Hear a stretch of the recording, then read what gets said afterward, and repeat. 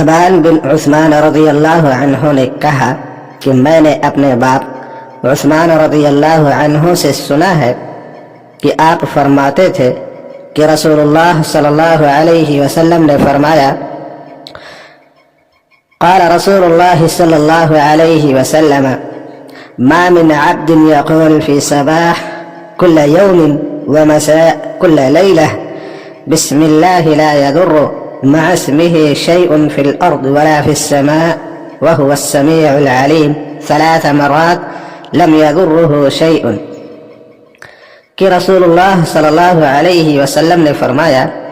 جو شخص روزانہ صبح اور شام کو یہ دعا 3 بار پڑھ لے گا تو اس کو کوئی چیز تکلیف نہیں دے سکتی۔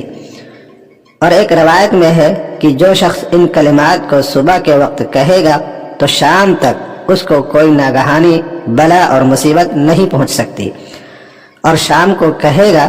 تو صبح تک اس کو کوئی مصیبت نہیں پہنچ سکتی۔ اور وہ کلمات یہ ہیں: بسم اللہ الذی لا يضر مع اسمه شيء في الأرض ولا في السماء وهو السميع العليم، بسم الله الذي لا يضر مع اسمه شيء في الأرض ولا في السماء وهو السميع العليم، اس اللہ کے نام سے جس کے نام کی وجہ سے کوئی چیز آسمانوں اور زمین میں تکلیف نہیں دے سکتی، اور وہ سننے والا اور جاننے والا ہے۔